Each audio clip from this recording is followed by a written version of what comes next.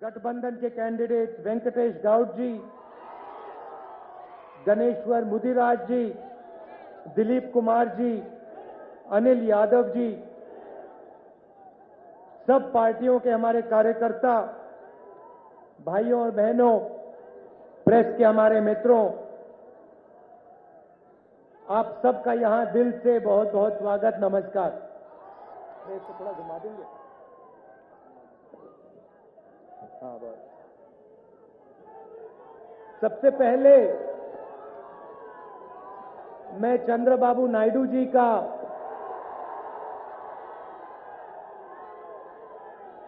यहां धन्यवाद करना चाहता हूं, उनका स्वागत करना चाहता हूं।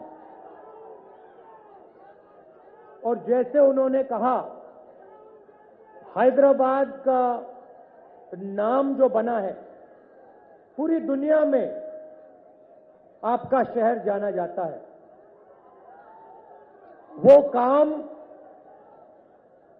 चंद्रबाबू नायडू जी ने और कांग्रेस पार्टी ने मिलकर किया है। जरूर पिछले सालों में हम एक दूसरे का विपक्ष करते थे, मगर चाहे कांग्रेस पार्टी की सरकार रही, चाहे तेलुगु देशम की सरकार, दोनों ने हैदराबाद को दुनिया में मशहूर करने का काम किया। ये जो आपका शहर है, ये मामूली शहर नहीं है। अमेरिका के राष्ट्रपति ने कहा कि अमेरिका का 21वीं सदी में सिर्फ चाइना और हिंदुस्तान मुकाबला कर सकता है। अब देखिए, सुपर पावर के राष्ट्रपति ने कहा कि सिर्फ 2 देश अमेरिका का मुकाबला कर सकते हैं, और अगर उन 2 देशों में हिंदुस्तान का नाम है, तो नाम हैदराबाद के कारण, बेंगलोर के कारण नाम बना है।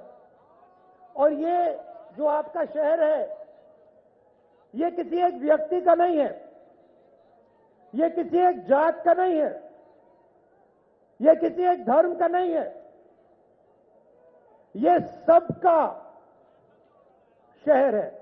इसके दरवाजे सबके लिए खुले रहते हैं। इस शहर में लोग प्यार से रहते हैं, भाईचारे से रहते हैं, एक साथ मिलकर इस शहर को आगे बढ़ाने का काम करते हैं। इसकी अगर सक्सेस हुई है, अगर ये पूरी दुनिया में मशहूर हुआ है, तो इसका कारण ये भाईचारा है, एकता है। अब देश में इस एकता को नरेंद्र मोदी जी तोड़ने में लगे हुए हैं। जहां भी वो जाते हैं, किसी ना किसी की बुराई करते हैं, एक धर्म को दूसरे धर्म से लड़ाते हैं, एक जात को दूसरी जात से लड़ाते हैं, एक प्रदेश को दूसरे प्रदेश से लड़ाते हैं, नफरत फैलाने का काम करते हैं।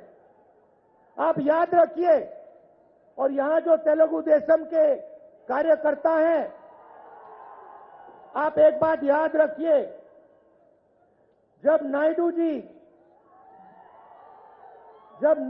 2004 में चुनाव हारे थे, तो मैंने उनके बारे में बोला था कि चुनाव जरूर हारे हैं, मगर इन्होंने हैदराबाद के लिए और अपने प्रदेश के लिए जबरदस्त काम किया है, और इनकी बुराई नहीं करी जानी चाहिए। तो उस समय 2004 में हम विपक्ष में थे, मगर जो इन्होंने किया था, जो सच्चाई थी, उस सच्चाई को हमने भी माना था। तो जरूर विपक्ष का रिश्ता था, मगर इज्जत का भी रिश्ता था। अब आप देखिए, जिस तेजी से हैदराबाद आगे बढ़ रहा था, जो आपका नाम मशहूर हुआ, उसमें रुकावट आ गई। केसीआर जी ने जिस प्रकार से हैदराबाद को आगे बढ़ाना था, जिस प्रकार से उन्होंने हैदराबाद के लिए काम करना चाहिए था, चाहे एयरपोर्ट की बात हो, सड़कों की बात हो, पानी की बात हो, जिस प्रकार से उन्होंने काम करना चाहिए वो उन्होंने काम नहीं किया। ये पूरा हैदराबाद मानता है, पूरा तेलंगाना मानता है। एक परिवार के लिए पूरे के पूरे प्रदेश, पूरा का पूरा धन एक परिवार के हाथ में जा रहा है। और ये जो गठबंधन बना है, जो स्टेज पे हमारे सीनियर नेता बैठे हैं, चाहे वो नायडू जी हो, चाहे वो कोदंडराम जी हो, चाहे वो सीपीआई के लोग हों, और सबके यहां झंडे हैं, ये सब तेलंगाना की आवाज है। ये जरूर अलग अलग संगठन है, मगर ये मिलकर तेलंगाना में सरकार बनाने जा रहे हैं। तेलंगाना की आवाज की सरकार बनने जा रही है, किसी एक परिवार की आवाज नहीं।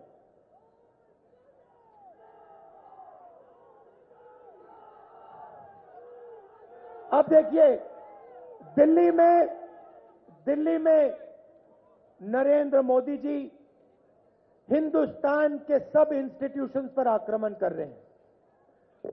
तेलुगु देशम ने और कांग्रेस पार्टी ने, तेलुगु देशम ने और कांग्रेस पार्टी ने हर वक्त हिंदुस्तान के और इस प्रदेश के इंस्टीट्यूशंस को बचाकर काम किया है। चाहे वो सुप्रीम कोर्ट हो, चाहे वो आरबीआई हो, चाहे वो सीबीआई हो, चाहे वो इलेक्शन कमीशन हो, हमारी पार्टियों ने इन इंस्टीट्यूशंस की रक्षा करके काम किया है। पहली बार हिंदुस्तान में 4 सुप्रीम कोर्ट के जज प्रेस के पास जाते हैं, कहते हैं कि हमें काम करने नहीं दिया जा रहा है।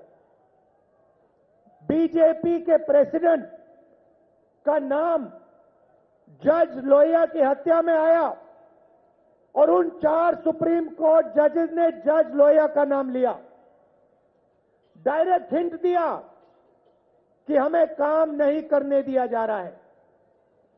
तो एक के बाद एक जो इस देश को इंस्टीट्यूशंस, जिस देश की इंस्टीट्यूशंस रक्षा करते हैं, उनको नरेंद्र मोदी एक एक करके तोड़ रहे हैं। सीबीआई के डायरेक्टर को हटाया जाता है, 2 बजे रात हटाया जाता है, क्योंकि वो राफेल मामले पे इंक्वायरी करना चाहता है। नरेंद्र मोदी जी भ्रष्टाचार की बात करते थे, आपको याद होगा, मगर मैं हैदराबाद के युवाओं को कहना चाहता हूं, आप उनके भाषण सुनिए। आजकल ना रोजगार की बात करते हैं, ना किसानों की बात करते हैं, ना भ्रष्टाचार की।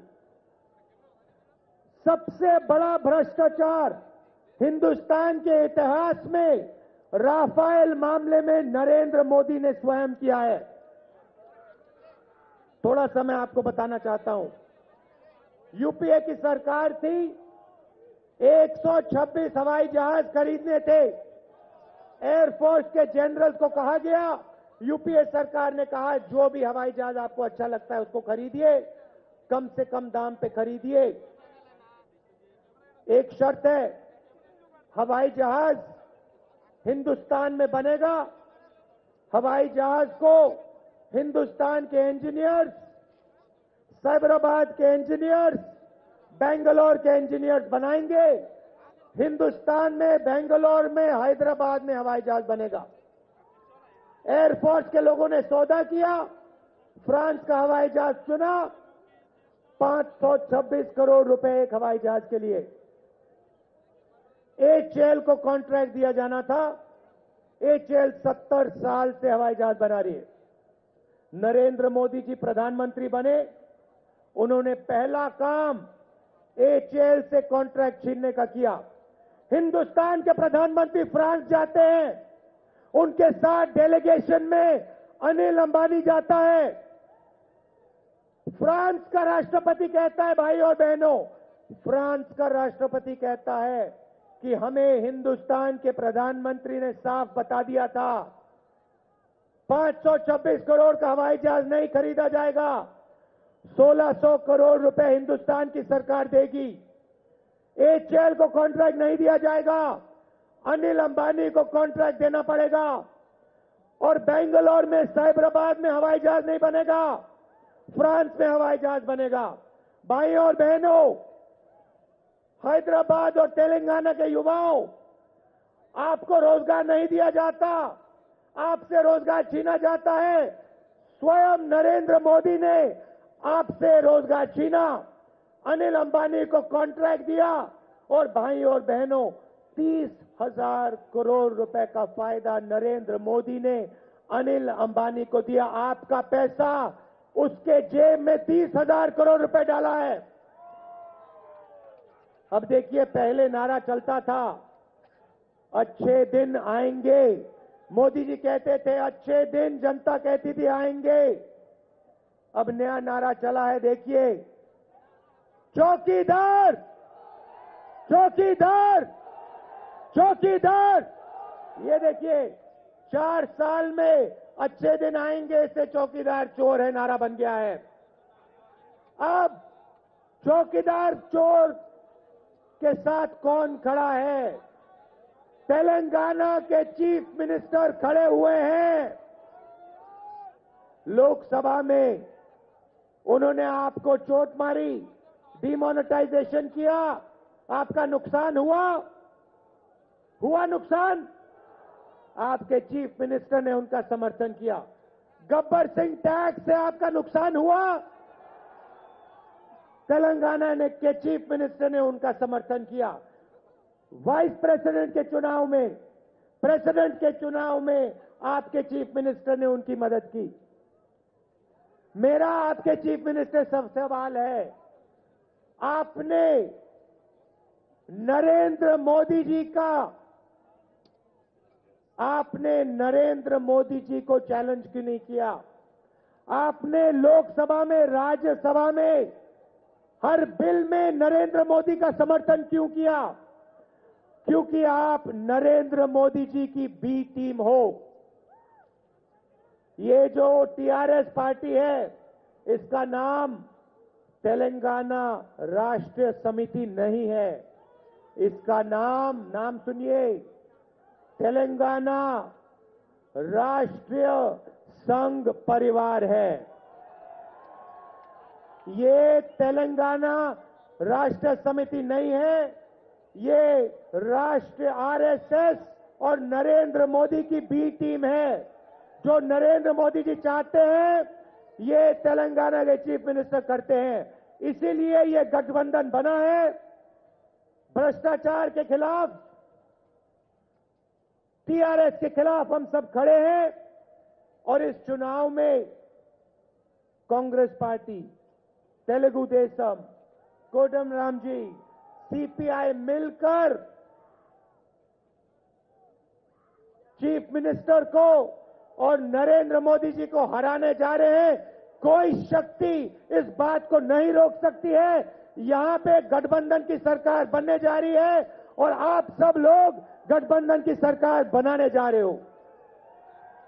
और यहां टीआरएस को हराने के बाद 2019 में यही गठबंधन नरेंद्र मोदी जी को और बीजेपी को पूरे देश में हराने जा रहा है। आप देख लेना, राजस्थान में चुनाव हुआ, मध्य प्रदेश में चुनाव हुआ, तेलंगाना, सब जगह, छत्तीसगढ़ में चुनाव हो रहा है। आप देख लेना, यहां पे गठबंधन जीतेगा। राजस्थान, मध्य प्रदेश, छत्तीसगढ़, मिजोरम में कांग्रेस पार्टी जीतने जा रही है और उसके बाद 2019 में नरेंद्र मोदी जी को हराएंगे। अब जैसे नायडू जी ने बोला, एक तरफ नरेंद्र मोदी जी और दूसरी तरफ कांग्रेस पार्टी, तेलुगु देशम और देश के बाकी सब विपक्ष के पार्टी। टीआरएस के चीफ मिनिस्टर को सिर्फ यह जवाब देना है क्या वो बीजेपी की बी टीम है, हां या ना? और अगर वो बीजेपी की बी टीम है, नहीं है, तो फिर उन्होंने डीमोनेटाइजेशन में, गब्बर सिंह टैक्स में, राष्ट्रपति के इलेक्शन में, वाइस प्रेसिडेंट के इलेक्शन में नरेंद्र मोदी का समर्थन क्यों किया? क्योंकि वो चाहते हैं कि नरेंद्र मोदी जी प्रधानमंत्री बने रहें, दिल्ली में उनकी सरकार हो और यहां टीआरएस की सरकार हो। दिल्ली में हम नरेंद्र मोदी जी को हरा रहे हैं, हराएंगे। पूरा विपक्ष एक साथ खड़ा हो गया है। तेलुगु देशम, हम, सीपीआई एक साथ खड़े होकर उनको हराने जा रहे हैं और यहां पे हमारी सरकार बनने जा रही है। कोई शक्ति इसको नहीं रोक सकती।